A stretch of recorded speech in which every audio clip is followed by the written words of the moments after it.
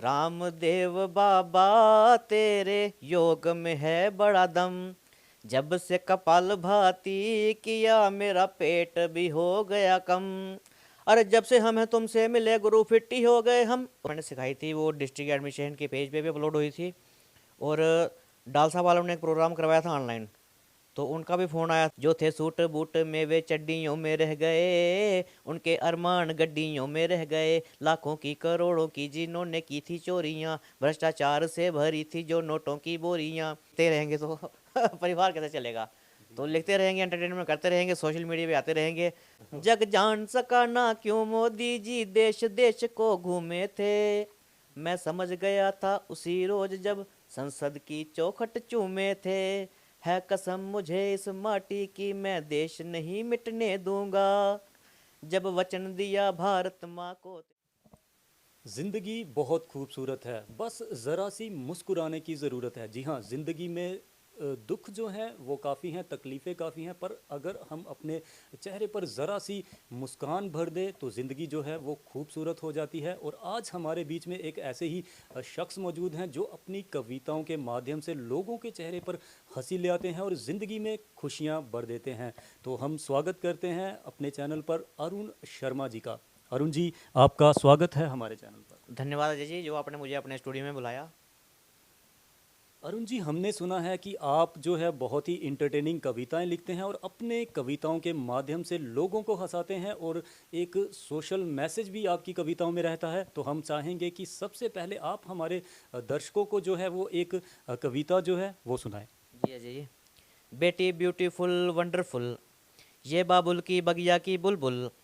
इन्हें न रोको, इन्हें बचा लो। इन्हें कोख में मारने वालों बड़े प्यार से बेटी पालो। बेटी से चलते हैं दो दो कुल। बेटी ब्यूटीफुल वंडरफुल, अरे बेटी नहीं कोई धर्म मामला, ये तो है कल्पना चावला। साक्षी यही है, यही है सिंधु, यही सृष्टि के केंद्र का बिंदु। अरे तीर है बेटी नहीं है तुक्का, मेरी काम का यही है मुक्का। पड़ जाए दो कर दे बत्ती गुल। बेटी ब्यूटीफुल वंडरफुल। वाह जी वाह, बहुत ही खूबसूरत सी कविता जो है वो इन्होंने सुनाई और बेटियों को बचाने की जो बात है वो इस कविता में कही है। तो मैं आपको बता दूं कि दर्शकों, अरुण शर्मा जी हैं, वो हमारे उधमपुर के रहने वाले हैं। अरुण जी, हम आपसे ये जानना चाहेंगे कि ये कविता लिखने का सफ़र आपका कब से शुरू हुआ और किस तरह से शुरू हुआ? ये है अजय जी, जो सफ़र बड़ा रोचक है। यह सफ़र शुरू हुआ लॉकडाउन से। जब लॉकडाउन आया तब काम काज तो कोई नहीं था, और रोटी खानी सो जाना, रोटी खानी सो जाना। तो फिर मेरे मन में ख्याल आया क्यों ना कोई लाइनें लिखें। तो उस टाइम मैंने ये जो लिखना शुरू किया। जी जी। तो अरुण जी, लॉकडाउन से पहले कुछ इस तरह का लिखने का रुझान या कुछ गहराई वाली सोच पहले नहीं आती थी आपके दिल में? पहले देखिए, पहले स्कूल टाइम तो हम ऐसा एक्टिविटी में रहते थे कि जब हम हिंदी पढ़ते थे तो हमारी जो टीचर थी उन्होंने हमें बताया था कि जो पैराग्राफ होते हैं, जितने ज़्यादा आप पैराग्राफ बनाओगे आपको उतने ही ज़्यादा नंबर मिलेंगे उस क्वेश्चन में। तो उस टाइम भी हम ये करते थे, लेकिन उसके साथ समय बीतता गया, टाइम चलता गया, तो फिर हम ये करना बंद कर गए थे। अब जब लॉकडाउन आया फिर से ये दिल में इच्छा जाग गई, कुछ लिखें कुछ करें। जी अरुण जी, तो ये आप सोशल मीडिया पे ही पोस्ट करते हो या किसी मंच पे भी आपने इसको जो है वो परफॉर्म किया हुआ है? जी अजय जी, मैं फ़िलहाल तो इसको सोशल मीडिया पे ही पोस्ट करता हूँ, लेकिन ये है कि मेरा बेटा है जो थर्ड में पढ़ता है, तो लॉकडाउन के टाइम वो फर्स्ट में पढ़ता था। जी जी। तो उसको मैंने कोरोना पे दो एक दो कविता मैंने सिखाई थी, वो डिस्ट्रिक्ट एडमिशन के पेज पे भी अपलोड हुई थी। और डालसा वालों ने एक प्रोग्राम करवाया था ऑनलाइन, तो उनका भी फ़ोन आया था। तो मेरे बेटे ने कविता गाई थी, कोरोना क्या कर लेगी। तो उस पर उसको फर्स्ट प्राइज़ मिला था। मतलब आपने लिखी और बेटे को तैयार किया और उसने वो परफॉर्म की? लिखी हुई मैंने बिल्कुल आसान सी। जी तो मैं चाहूँगा कि मैं आपको सुना भी दूँ। मैं फेस मास्क लगाऊंगा कोरोना क्या कर लेगी। मैं सैनिटाइजर लगाऊंगा कोरोना क्या कर लेगी। कोरोना क्या कर लेगी, कोरोना क्या कर लेगी। घर से बाहर ही ना जाऊंगा कोरोना क्या कर लेगी।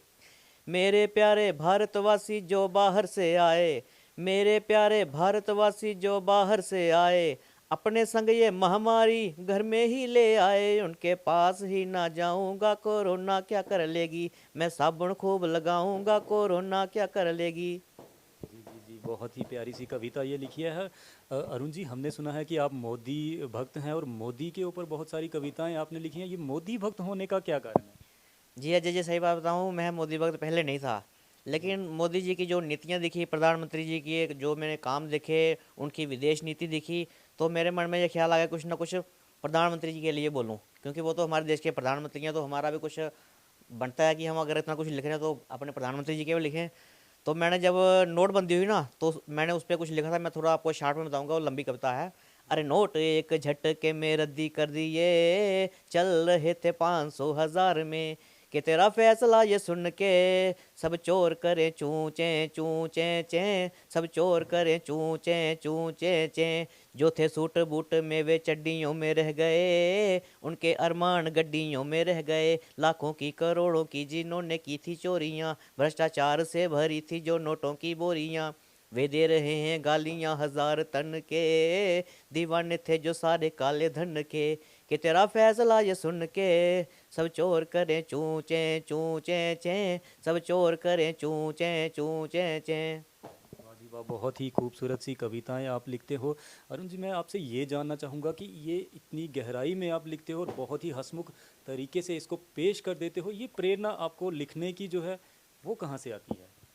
ये तो मैंने आपको बताया कि जब दिमाग फ्री होना चाहिए हमारा, जब हमारा दिमाग फ्री होता है, हमारे ऊपर कोई टेंशन नहीं होती है, बिल्कुल बेले बैठे हैं, तब ये लाइनें बनती हैं। जब काम हो फिर ये लाइनें बनती हैं। लॉकडाउन में मैंने समझ लीजिए अजय जी 10 15 या 20 कविताएं लिखी होंगी मैंने, कुछ नेताओं भी पे थी, कुछ चुटकुले भी थे, कुछ किसी के ऊपर भी थी।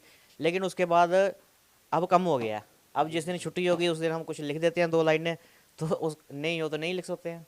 अभी आने वाले समय में आप अपने आप को कहाँ देखते हो? क्या इस लाइन में कुछ करोगे या फिर ऐसे जस्ट इंटरटेनमेंट ही रहेगा?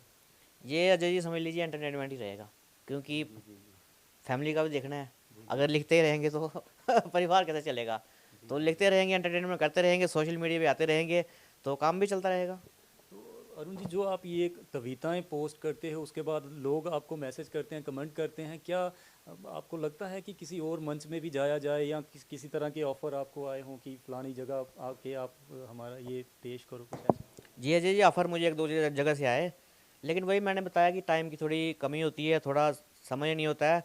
तो मेरी कविता जो होती है उसमें लोगों के लिए मैसेज होता है। जी जी जी। मैं एक कविता आपको बताऊंगा जिसमें मैसेज है कि अब जैसे कोरोना आ गया, जी जी तो कोरोना के टाइम भी बताया क्या गया, साफ़ सफाई रखें, ध्यान जी रखें। जी जी। तो प्रधानमंत्री जी का भी यही संदेश था, वो पहले से ही कहते हैं जब से प्रधानमंत्री बनने की सफाई रखें। तो मैं आपको कोरोना पे एक कविता और सुनाऊंगा। जी जी। कल रात सपने में आई कोरोना, कल रात सपने में आई कोरोना, मुझसे बोली डरो ना, मुझसे बोली डरो ना, बोली अच्छे हैं संस्कार तुम्हारे, अच्छे हैं संस्कार तुम्हारे, ना चूमते ना गले लगाते, बड़ दूर से नमस्ते करते और प्यार से बुलाते, तो यही सब करो ना, मुझसे डरो ना। बोली कहाँ से सीखा तुमने ये रूम स्प्रे बॉडी स्प्रे, पहले तो धूप अगरबत्ती और तेल जलाते थे, वही सब करो ना, तो मुझसे डरो ना। बोली बचपन में माँ बाप ने तुम्हें सिखाया, जब भी बाहर से आओ हाथ पैर धोकर घर के अंदर आओ, तो यही सब करो ना, तो मुझसे डरो ना। कल रात सपने में आई कोरोना, जो मुझसे कह गई वो तुम भी करो ना, तो उससे डरो ना। जी, बहुत ही प्यारे से मैसेज और बहुत ही सिंपल तरीके से ये देते हैं। हम चाहेंगे कि मज़ा मेरे दर्शकों को बहुत ज़्यादा आ रहा होगा इस समय। अरुण जी, और भी कोई ऐसी कविताएं जिसमें इसी तरह के सोशल मैसेज हों, वो आप ज़रूर हमें सुनाइए। एक रामदेव पे सुनाते हैं। जी बिल्कुल बिल्कुल। रामदेव बाबा तेरे योग में है बड़ा दम, जब से कपाल भाती किया मेरा पेट भी हो गया कम। अरे जब से हमें तुमसे मिले गुरु फिट्टी हो गए हम, ओ किया किया क्या किया किया बाबा रे सनम। बाबा जी ने कैसा नुस्खा बताया, गंजे भी बोले वाह क्या नुस्खा बताया, नारियों ने नाखून रगड़ने की हद ही पार कर दी, माथे के बाल के साथ साथ मूछें भी बार कर दी। वाह जी वाह, बहुत ही सुंदर कविताएं लिखते हैं और बहुत ही प्यारे से मैसेज जो है इनकी कविताओं में रहते हैं।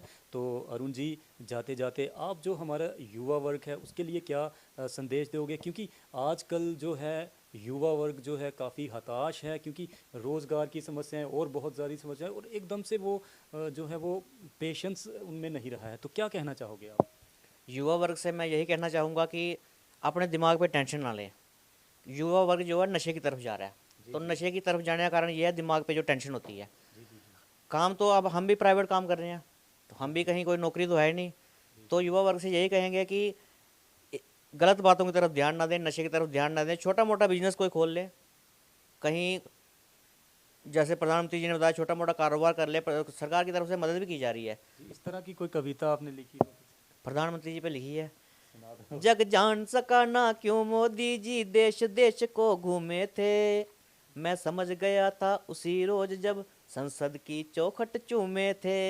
है कसम मुझे इस माटी की मैं देश नहीं मिटने दूंगा, जब वचन दिया भारत माँ को तेरा शीश नहीं झुकने दूंगा।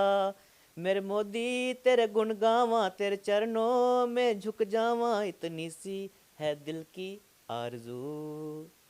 वाह जी वाह, बहुत ही इंटरटेनिंग इंसान है। और मैंने पहले भी बताया कि इनकी कविताओं में जो है एक मैसेज रहता है।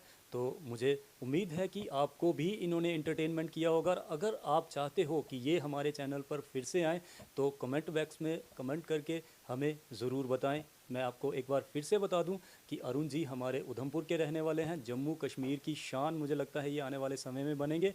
तो फ़िलहाल मुझे दीजिए इजाज़त। और फिर से मैं आपको बता दूं कि अगर आप इनको फिर से हमारे चैनल पर देखना चाहते हो, इनकी कविताएं सुनना चाहते हो, तो अपनी राय जो है कमेंट सेक्शन में ज़रूर दें। इसके साथ ही मुझे दीजिए इजाज़त। जय हिंद।